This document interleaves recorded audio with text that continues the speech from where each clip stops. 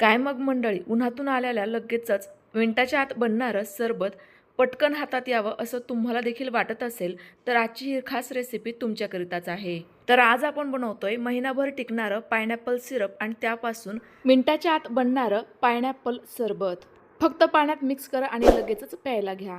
त्याकरिता आपल्याला अगोदर अननस कट करून घेणं गरजेचं आहे. तर हे देखील बऱ्याच जणांना येत नाही, म्हणून मी हे सोप्या पद्धतीने कापून दाखवते. तर जो वरचा पानांचा भाग असतो ना, तो थोडासा ट्विस्ट करून ओढायचा, लगेचच निघतो. आणि जी साल आहे ती धारदार सुरीने अशा पद्धतीने कापून काढायची. तर बघा, अगदी सहजतेने आपलं हे अननस साफ होतं. पण यातील जो थोडाफार काटेरी भाग असतो ना, तो शिल्लक राहतोच. तर तो देखील आपण साफ करणार आहोत, ते पुढे बघूयात. फक्त लक्षात असू द्यात, अननस साळण्याकरिता आपल्याला धारदार सुरीचाच वापर करायचा आहे. आता या अननसाचे थोडेसे मोठ्या साईजचेच तुकडे करून घेऊयात, कारण हे आपल्याला मिक्सरला फिरवून घ्यायचे, म्हणजेच याची आपल्याला पेस्ट तयार करून घ्यायची आहे. त्यामुळे बघा, मी हे अशा पद्धतीचं रफली कट करून घेतलंय.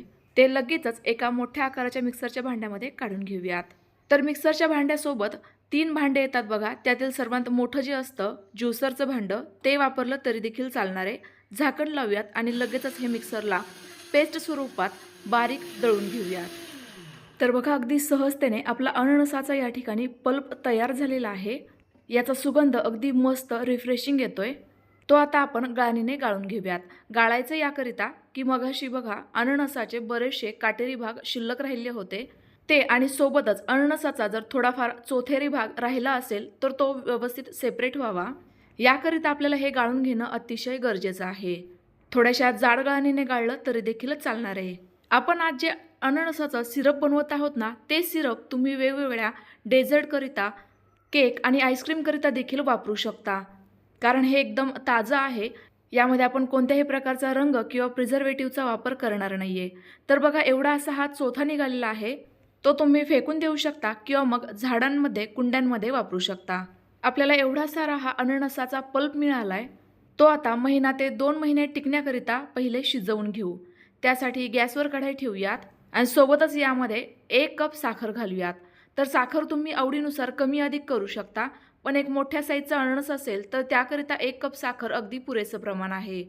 साखरेच्या वापरामुळे आपलं हे जे सिरप आहे ना, ते जास्तीत जास्त काळापर्यंत टिकण्यासाठी मदत तर होतेच, पण याचा आंबटपणा कमी झाल्यामुळे आपण हे सिरप वेगवेगळ्या डेझर्ट्समध्ये देखील वापरू शकतो.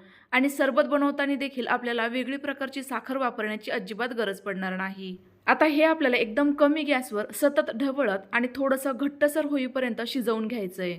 यामुळे यातील बऱ्यापैकी पाणी कमी होईल आणि आपलं हे सिरप जास्तीत जास्त काळापर्यंत टिकण्यासाठी मदत होईल.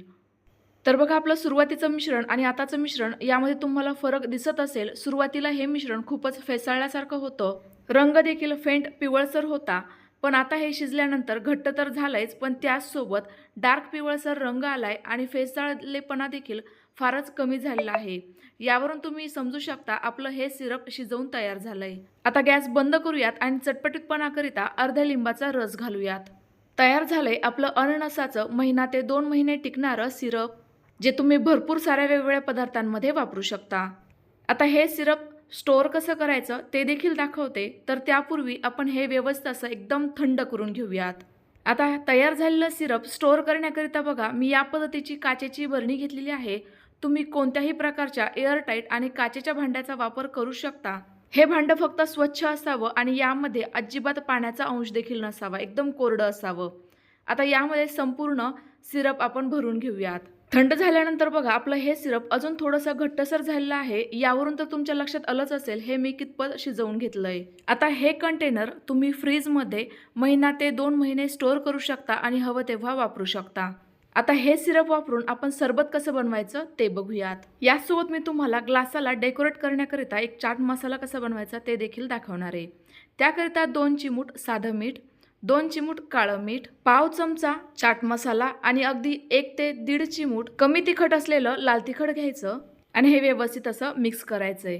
सेम मसाला तुम्ही वेगवेगळ्या फळांच्या टॉपिंगकरिता देखील वापरू शकता. मस्त अशी चटपटीत टेस्ट येते. आता ज्या ग्लासमध्ये आपल्याला सरबत सर्व करायचंय तो ग्लास घ्यायचा. त्याला अननसाने किंवा मग लिंबाच्या या फोडीने ग्लासा ज्या कडा आहेत ना, त्या थोड्याशा ओलसर करून घ्यायच्या. यामुळे आपला मसाला ग्लासाला व्यवस्थित चिकटतो आणि याचा जो टँगी फ्लेवर असतो तो देखील सरबत पितानी छान वाटतो. तर बघा आपल्या या ग्लासाला मसाला अगदी परफेक्ट असा कोट झालाय. सेम पद्धतीने दुसराही ग्लास तयार करून घेते. आता तयार झालेलं पायनॅपल सिरप साधारणतः 2 ते 3 चमचे एका ग्लासमध्ये काढून घ्यायचं. तुमच्या आवडीनुसार हे कमी अधिक करू शकता. आवडत असल्यास थोडेसे आईस क्यूब आणि सोबतच पुदिन्याची पाने देखील घालू शकता. लगेच यामध्ये माठातील किंवा फ्रीजमधील थंड पाणी घालायचं. चटपटीत फ्लेवर आवडत असेल तर मगाशी तयार केलेला मसाला देखील घालायचा. हा घालणं पूर्णतः ऑप्शनल आहे. नाही घातला तरी देखील या सरबताची टेस्ट अप्रतिम येते. व्यवस्थित मिक्स करा आणि लगेचच प्यायला घ्या किंवा सर्व्ह करा. अगदी कमीत कमी साहित्यात कमीत कमी फाफट पसाऱ्यात तुम्ही हे सिरप एकदाच बनवून ठेवू शकता. महिन्याहून 2 महिने वापरू शकता. तर या सिरपपासून आपलं सरबत बनवणं किती सोपं आहे पाहिलं ना. तुम्ही देखील नक्की ट्राय करा. रेसिपी आवडल्यास लाईक करा, जास्तीत जास्त शेअर करा आणि आपल्या श्री किचन चॅनलला नक्की सबस्क्राईब करा. Bye bye.